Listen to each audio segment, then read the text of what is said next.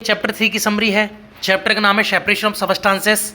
ठीक है, तो ये मेथड दे रखें कि कौन कौन से मेथड हैं जिनके थ्रू जो है वो सेपरेशन किया जाता है। तो पहला हो गया हैंड पिकिंग, सेकंड विनोइंग, तीसरा शीविंग, चौथा सेडिमेंटेशन, पांचवा डिसेंटेशन एंड अगला filtration are some of the method of separating substances from their mixture.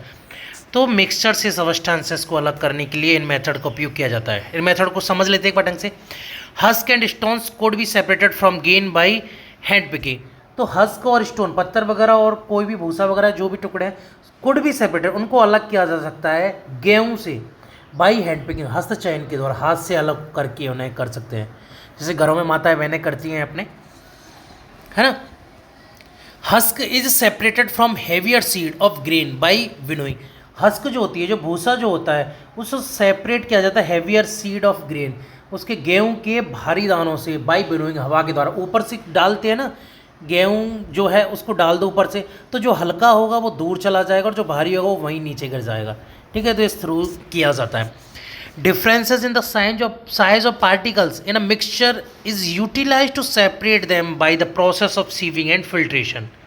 ठीक है, अगर उनके साइज में डिफरेंस होता है, पार्टिकल जो होते हैं उसमें उसके साइज में अगर डिफरेंस है, तो उसको सेपरेट करने के लिए जो प्रोसेस की जाती है वो सीविंग एंड फिल्ट्रेशन, ये तो मेथड है, इनके द्वारा उसको अलग किया जाता है। ये तभी किया जाएगा जब उनके पार्टिकल में डिफरेंस होगा, पार्टिकल में साइज डिफरेंस होना कंपलसरी है।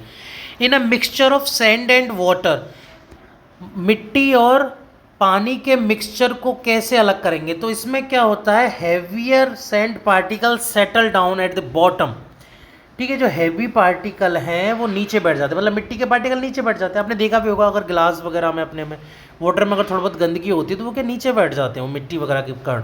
And the water can be separated by the decantation. ठीक है, निस्यंदन, डिसेंटेशन द्वारा अलग कर सकते हैं, मतलब पानी को ऊपर ऊपर से अपन अलग कर लेंगे, नीचे मिट्टी वहीं रह जाएगी। ठीक है, तो डिसेंटेशन हो गया, निस्यंदन।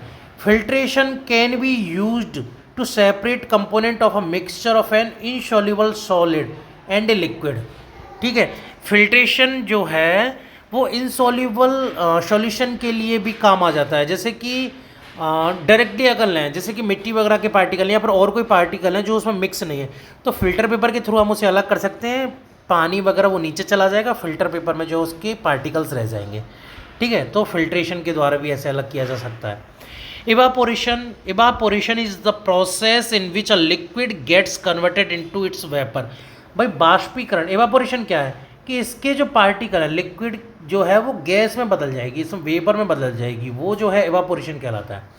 Evaporation can be use to separate a solid dissolved in a liquid. ठीक है, इवापोरेशन के द्वारा जो सॉलिड डिजॉल्व हो गए वाटर में उनको अलग किया जा सकता है। ठीक है भाई, जैसे कि पानी में नमक डाला हुआ है, पानी में नमक घुल गया, लेकिन जैसे ही हमने पानी को बाष्प के द्वारा अलग किया तो जो नमक के पार्टिकल्स हैं वो ग्लास में ही रह जाएंगे या उस पात्र में रह जाएंगे। ठीक है, और पानी जो है पूरा उड़ के निकल जाएगा। A saturated solution is one in which no more of the substance can be dissolve. Saturated solution का मतलब है संतृप्त विलयन, जिसमें अब और ज़्यादा कोई भी चीज़ें नहीं घोली जा सकती। जैसे कि आपने पानी में चीनी मिलाई, तो चीनी मिलाते जा रहे हैं, मिलाते जा रहे हैं, मिलाते जा रहे हैं, लेकिन एक टाइम ऐसा आएगा जब चीनी का घुलना बंद हो जाएगा। वो जो स्टेज होती है वो सैचुरेटेड स्टेज होती है, संतृप्त अवस्था। More of a substance can be dissolve in a solution by heating it. लेकिन अगर हम इसको गर्म और करेंगे तो गर्म करने के साथ थोड़ा सा और घुल जाएगा। ठीक है, अभी हमने नॉर्मल में घोला, जैसे कि मैं एक एग्जांपल लूँ, फ्रिज में से पानी निकाला, उसमें अगर आप चीनी घोलोगे देरी से घुलेगी। आपने एक नॉर्मल वाटर लिया, उसमें चीनी जो है वो और उससे जल्दी घुलेगी।